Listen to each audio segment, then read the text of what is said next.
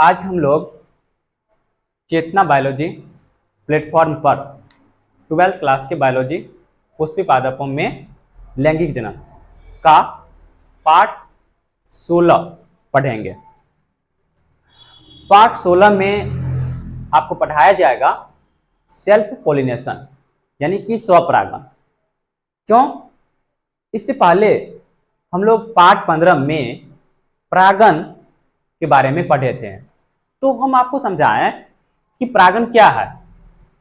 तो हम आपको बताएं कि किसी भी परागकोश से परागकण निकलकर किसी भी स्त्री केसर के वर्तिकाग्र वाले भाग पर पहुंचना परागन कहलाता है।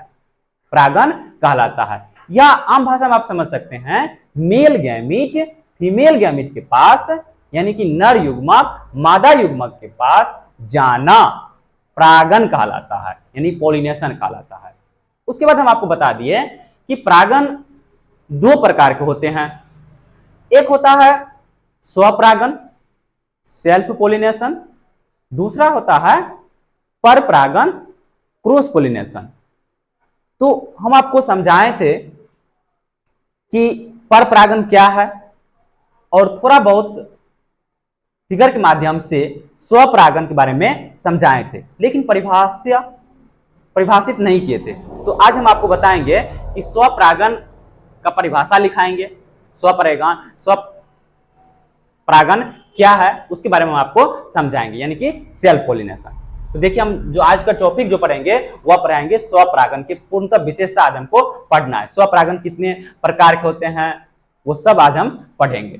तो सबसे पहले आप स्टार देख लिखिए या 1 नंबर देख लिखिए, स्वपरागन। क्या लिखना है?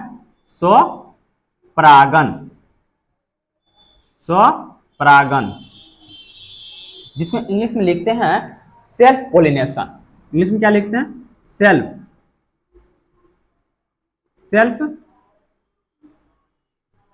Self pollination. इंग्लिश में लिखते हैं सेल्फ पोलिनेशन, स्वपरागन। क्या लिखते हैं? स्वपरागन। ठीक है, तो स्वपरागन क्या है हम उसको परिभाषित करते हैं। देखिए, जब, ध्यान से सुनिएगा और लिखिएगा, जब किसी पुष्प के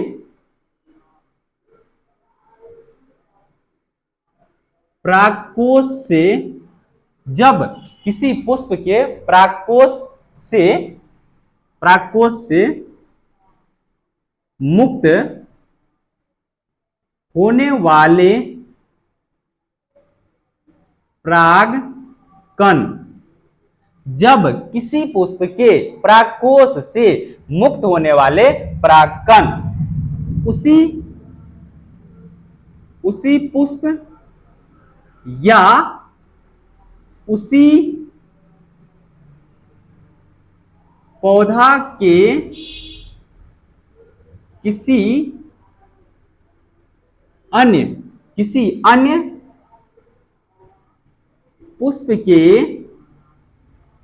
वर्तिकाग्र, एक लाइन और बढ़ाते हैं, ध्यान सुनिएगा, उसी पुष्प या उसी पौधा के किसी अन्य पुष्प के स्त्री केसर के वर्तिकाग्र पर पहुंचना स्वपरागन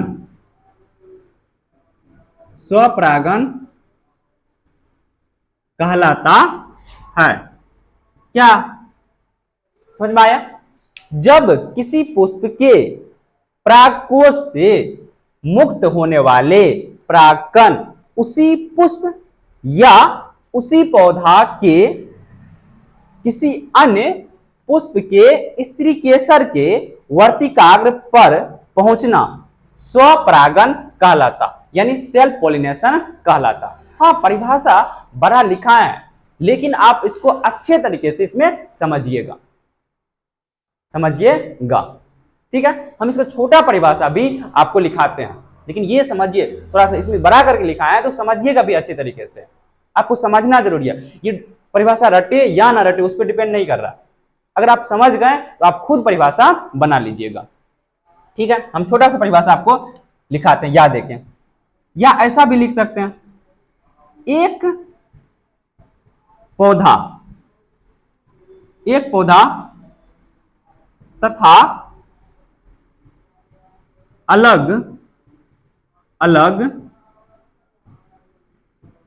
पुष्पों के बीच, एक पौधा तथा अलग अलग पुष्पों के बीच परागन, कल हम आपको समझाएं परागन क्या है। एक पौधा तथा अलग अलग पुष्पों के बीच परागन को स्वपरागन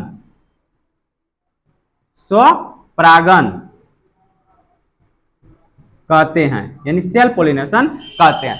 एक पौधा तथा अलग अलग पुष्पों के बीच परागन को स्वपरागन कहते हैं। क्या ये दोनों परिभाषा समझ में आ गया? ठीक है, हम आपको अब फिगर बना के समझाते हैं कैसे।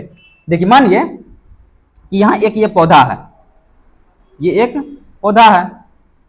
अब हम इस पे ये जो पार्ट अभी बना है ये रूट यानी कि जड़ है।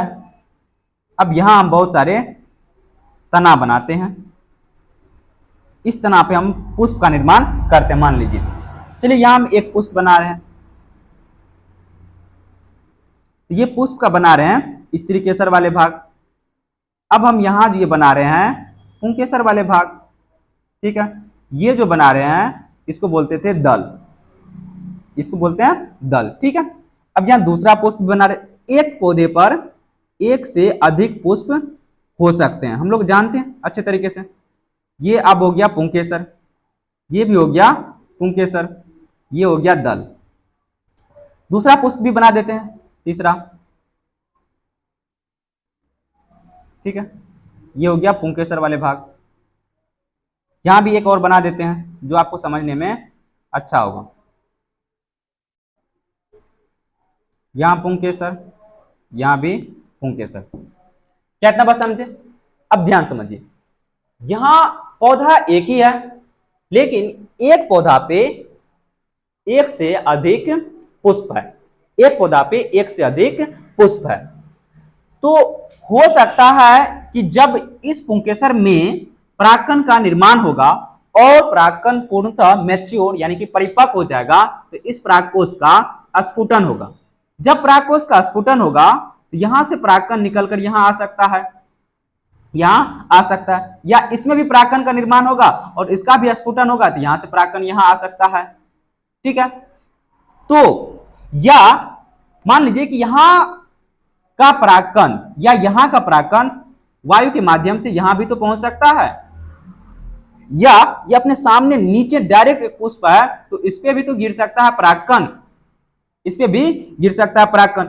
या तो ये किसी भी एजेंट मतलब मधुमक्खी हो सकता है, तितलियां हो सकता है, बर्ड हो सकता है, कुछ भी हो सकता है जो इस पे बैठेगा, इसमें पैर में चिपकेगा तो क्यों जरूरी है कि यहां बैठे? नहीं, वह उड़ते हुए यहां भी तो पहुंच सकता है। अगर यहां बैठा तो परागकण यहां आ जाएगा, यहां आ जाएगा। लेकिन यहां प्लांट एक ही है, प्लांट एक ही है लेकिन पुष्प अलग अलग है, पुष्प अलग अलग है। तो अब इस परिभाषा को समझिए, जब किसी पुष्प के परागकोश से मुक्त होने वाले परागकण उसी पुष्प, देखिए यहां से परागकण मुक्त हुआ और यहीं आ गया, या यहां से परागकण निकलकर यहां से आ गया। ठीक है, या तो उसी पुष्प पर आ गया या उसी पौधा के किसी अन्य पुष्प, किसी पौधा उसी पुष्प के उसी पौधा के किसी अन्य पुष्प के, ये दूसरा पुष्प है स्त्री केसर के वर्तिकाग्र वाले भाग, इसको बोलते हैं वर्तिकाग्र पर पहुंचना स्वपरागन कहलाता है। पहुंचना क्या कहलाता है? स्वपरागन। तो क्या ये बात समझे? अब इस परिभाषा को समझिए, एक पौधा एक ही है तथा अलग अलग पुष्पों के बीच परागन को स्वपरागन कहते हैं। या तो यहां से परागकण इस पे आ जाए या ये परागकण यहां आ जाए, तो यहां अलग अलग पुष्प भी तो हो गया, एक ही पुष्प की वर्तिकाग्र पुंकेसर है लेकिन ये अलग पुष्प है। या तो अलग अलग पुष्पों के बीच परागन हो या उसी पुष्प के परागकण उसी पुष्प के वर्तिकाग्र पर पहुंचता है, तब भी ये कहलाता है स्वपरागन। क्या कहलाता है? स्वपरागन। इंग्लिश में बोलते हैं सेल्फ पोलिनेशन। तो क्या ये बात समझे? एक पौधा तथा अलग अलग पुष्पों के बीच परागन को स्वपरागन कहते हैं। तो आज आपको बहुत ही अच्छी तरह से समझ में आ गया स्वपरागन क्या है। तो अब जो हम पढ़ेंगे स्वपरागन के प्रकार, यानी कि स्वपराग को दो प्रकार से बांटा गया। स्वपरागन को दो प्रकार से बांटा गया। अगर आपको कोई पूछेगा कि स्वपरागन कितने प्रकार के होते हैं, तो स्वपरागन दो प्रकार के होते हैं। लेकिन अगर आपको पूछे परागन कितने प्रकार के होते हैं, तो परागन भी दो प्रकार का, एक होता था स्वपरागन सेल्फ पोलिनेशन, दूसरा होता था परपरागन क्रॉस पोलिनेशन। लेकिन स्वपरागन भी दो प्रकार का होता है। तो आप स्टार देख लीजिए, स्वपरागन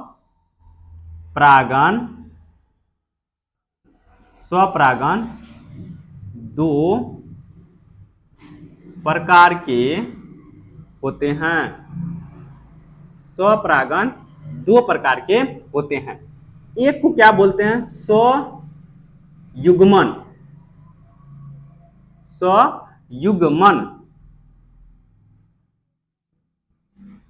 स्वयुग्मन परागन, स्वयुग्मन परागन। दूसरा को बोलते हैं सजात पुष्पी परागन, सजात पुष्पी परागन। स्वयुग्मन परागन, सजात पुष्पी परागन। सेल्फ पोलिनेशन कितने प्रकार के, दो प्रकार के, एक स्वयुग्मन परागन, दूसरा होता है सजात पुष्पी परागन। तो सबसे पहले आपको स्वपरागन कितने प्रकार के होते हैं, तो स्वपरागन दो प्रकार के होते हैं, स्वयुग्मन परागन और सजात पुष्पी परागन। याद रखिएगा, स्वपरागन दो प्रकार के होते हैं, एक स्वयुग्मन परागन, दूसरा सजात पुष्पी परागन। तो अब हम सबसे पहले जो पढ़ेंगे स्वयुग्मन परागन क्या है। अब हम किसके बारे में पढ़ेंगे, स्वयुग्मन परागन क्या है। तो अब जो हम पढ़ेंगे किसके बारे में, अभी आपको बताएं, स्वयुग्मन परागन। स्वयुग्मन परागन क्या है, इसको समझना है। अगर हम ध्यान से समझें तो देखिए क्या लिखाते हैं, स्वयुग्मन परागन, जब किसी पुष्प के परागकोश, जब किसी पुष्प के परागकोश से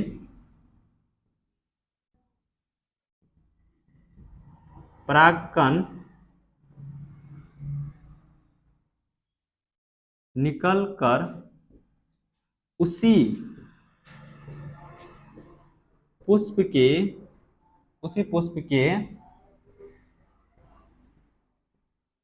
वर्तिकाग्र पर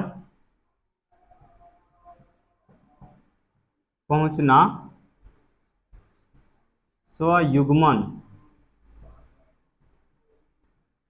परागन कहलाता है। स्वयुग्मन परागन कहलाता, जब किसी पुष्प के परागकोश से परागकण निकलकर उसी पुष्प के वर्तिकाग्र पर पहुंचना स्वयुग्मन परागन कहलाता है। या एक पौधा तथा एक पुष्प के बीच परागन, एक पौधा तथा एक पुष्प के बीच परागन को स्वयुग्मन परागन कहते हैं।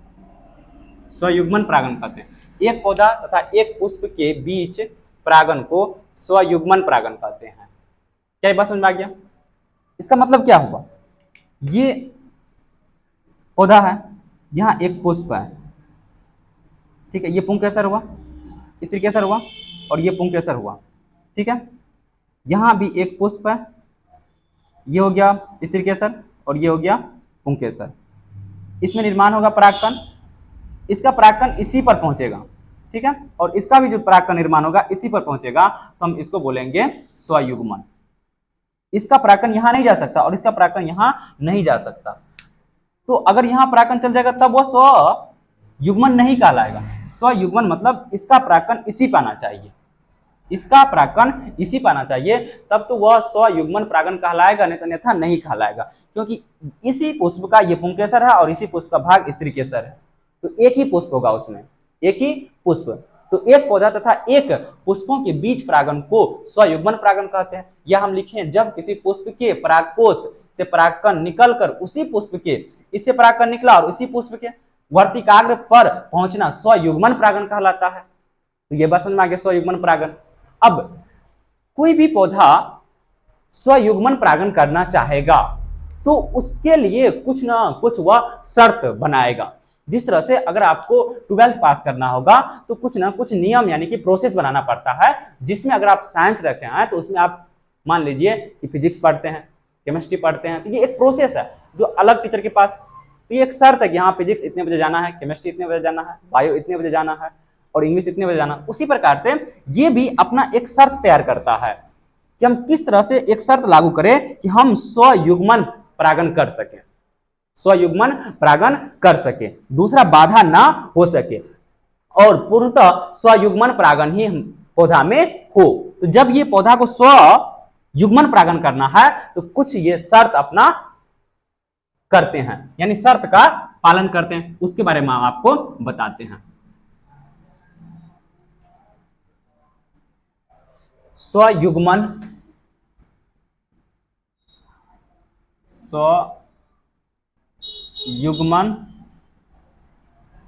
परागण के लिए शर्त, इसका मतलब क्या हुआ, अगर वह पौधा स्वयुग्मन करना चाहता है परागण तो उसके लिए कुछ प्रोसेस या विधि उसको अपनाना पड़ेगा। तो पहला जो होता है उसको बोलते हैं हम सहपक्वता। सहपक्वता एनसीईआरटी में लिखा हुआ सहपक्वता। सहपक्वता, क्या ये बात समझ में आया, सहपक्वता। दूसरा होता है कलिका परागण, कलिका परागण। तीसरा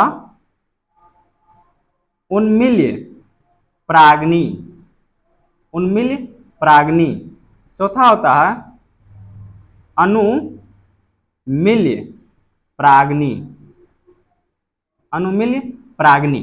सहपक्वता, कलिका परागण, उन्मील्य परागनी, उन्मील्य परागनी, उन्मील्य परागनी, अनुमील्य परागनी। तो ये चार शर्त है जिसके द्वारा ये जितने भी प्लांट स्वयुग्मन परागण करते हैं या वह स्वयुग्मन परागण करना चाहते हैं, ये अपनाते हैं सहपक्वता। तो हमको ये समझना है कि सहपक्वता मतलब सर क्या हुआ, तो सहपक्वता मतलब होता है ये पुष्प का पुंकेसर वाले भाग, पुंकेसर वाले भाग और ये पुष्प का स्त्री केसर वाले भाग, ये पुष्प का पुंकेसर और स्त्री केसर, ये दोनों का एक ही समय मैच्योर होगा। ये दोनों पुंकेसर वाले भाग और स्त्री केसर वाले भाग एक ही समय मैच्योर यानी कि परिपक्व होगा, तो उसको बोल देता है सहपक्वता। अगर एक ही समय मैच्योर यानी कि परिपक्व होगा तो इसका परागकण निर्माण होगा और ये मैच्योर हो गया तो इसका स्फुटन होगा और ये भी पूर्णतः मैच्योर होगा तो ये ग्राही हो जाएगा, परागकण यहां से निकलेगा और इस पे जब गिर जाएगा ये एक्सेप्ट कर लेगा। तो सहपक्वता का ये फायदा हो गया, तो जिससे ये स्वयुग्मन हो गया। सोच के देखिए, अगर मान लीजिए कि इसमें परागकण का ही निर्माण नहीं हुआ, ये पूर्णतः परिपक्व हो गया लेकिन ये मैच्योर नहीं हुआ, मैच्योर नहीं हुआ, तब दूसरा परागकण आएगा ये एक्सेप्ट कर सकता है क्योंकि इसका परागकण अभी मैच्योर नहीं हुआ है। ठीक है, हो सकता है कि इसमें परागकण बन गया, ये मैच्योर नहीं हुआ तो तब भी स्वपरागण नहीं होगा। तो दोनों ही कंडीशन ये होता है कि इसका भी और इसका भी, मतलब पुंकेसर और स्त्री केसर का दोनों का समान समय में मैच्योर यानी कि परिपक्व होना चाहिए। अगर समान समय में परिपक्व या मैच्योर होगा तो स्वयुग्मन अवश्य होगा। दूसरा कलिका परागण। तो कलिका अवस्था में पुष्प क्या होता है, मान लीजिए कि ये है इसका पुंकेसर वाले भाग और ये है इसका स्त्री केसर वाले भाग। ठीक है, अब इसको ये दल यानी कि दल और बाह्यदल द्वारा पूर्णतः आवृत होते हैं। अगर ये दल और बाह्यदल इसको पूर्णतः आवृत किए रहेंगे तो दूसरा परागकण तो यहां जा नहीं सकता है। तो अगर दूसरा परागकण नहीं जाएगा, पूर्णतः घेरा हुआ था, आवृत था, उसी समय इसका परागकण परिपक्व हुआ और इस पे गिरा, तो इसमें फिक्स है कि इसका परागकण इसी स्त्री केसर पे जाएगा जिस पुष्प का पुंकेसर है, तो स्वयुग्मन परागण करना आसान हो जाएगा। तो क्या ये बात समझे? तो ये इसका शर्त था। तो इसका मतलब हुआ कि कुछ ऐसे पौधा है जो सहपक्वता करता है स्वयुग्मन करने के लिए, मतलब पुंकेसर और स्त्री केसर को एक ही समय परिपक्व करते हैं जिससे स्वयुग्मन हो सके। दूसरा, कुछ ऐसे पुष्प है जो कलिका अवस्था में ही परागण कर लेते हैं। कलिका अवस्था में परागण करते हैं क्यों? क्योंकि उसके जो दल है और बाह्यदल है उसके ऊपरी सतह से आवृत होते हैं, तो दूसरा परागकण नहीं आ सकता है। और दूसरा बात भी, अगर इसका परागकण निकलेगा भी, स्फुटन भी होगा, वह परागकण निश्चित ही वर्तिकाग्र, उसी स्त्री केसर के वर्तिकाग्र वाले भाग पर पहुंचेगा, बाहर जा भी नहीं सकता है, दूसरा एजेंट भी तो प्रवेश नहीं कर सकता है। तो इसको बोलते हैं कलिका परागण। कलिका परागण यानी कि कलई अवस्था में, पुष्प नहीं खिला उसी अवस्था में वो परागण कर लिया, इसी को बोलते हैं कलिका परागण। अब देखिए उन्मिल परागनी क्या होता है? इसमें पुष्प खिलते हैं, इसमें पुष्प खिलते हैं और इसमें पुष्प नहीं खिलते हैं, इसमें पुष्प खिलते हैं और इसमें पुष्प नहीं खिलते हैं। तो क्या ये बात समझ में आ गया? तो अगर पुष्प ही नहीं खुलेगा तो इसी में परागण होगा, लेकिन इसी प्लांट को, ये एक ही प्रॉब्लम होता है कि अगर इस पौधा को पर परागण भी करना है तो इसीलिए इसमें खुला छोड़ दिया कि दूसरा परागण भी आ सकता है, दूसरा परागण भी आ सकता है। ये था स्वयुग्मन परागण करने का शर्त, स्वयुग्मन परागण करने का शर्त। तो स्वयुग्मन परागण खत्म हो गया। अब हम जो पढ़ेंगे दूसरा पढ़ेंगे सजात पुष्पी परागण। सजात पुष्पी परागण अभी हम आपको जस्ट बताएं, सेल्फ पोलिनेशन यानी स्वपरागण दो प्रकार का होता है। एक अभी हम पढ़ाएं स्वयुग्मन, दूसरा जो आपको लिखाए थे, अभी लिखाए थे सजात पुष्पी परागण। सजात पुष्पी परागण, सजात पुष्पी परागण। सजात पुष्पी परागण में क्या होगा पहले समझिए। ये प्लांट है, ठीक है, यहां ये स्त्री केसर बाग है, ये पुंकेसर है, ठीक है, ये फिर स्त्री केसर है, फिर ये पुंकेसर है। यहां से अगर ये मैच्योर, इसमें परागकण का निर्माण हुआ, ये परागकण यहां से यहां पहुंच गया, यहां पर पहुंच गया, ठीक है, और इसका परागकण यहां पे पहुंच गया किसी भी एजेंट या किसी भी कारक के द्वारा। तो यहां एक पौधा है और अलग अलग पुष्पों के बीच, एक पौधा अलग अलग पुष्पों के बीच परागण होता है, हम उसको बोलते हैं सजात पुष्पी परागण। स्वयुग्मन में क्या था? सिर्फ एक पौधा एक पुष्प के बीच परागण हो रहा था, लेकिन सजात पुष्पी परागण मतलब क्या हुआ? एक पौधा तो होगा लेकिन अलग अलग पुष्पों के बीच परागण होगा, तो हम उसको बोलेंगे सजात पुष्पी परागण। उसको हम क्या बोलेंगे? सजात पुष्पी परागण, एक पौधा और अलग अलग पुष्पों के बीच परागण। तो ये हम भी परिभाषा में क्या लिख सकते हैं?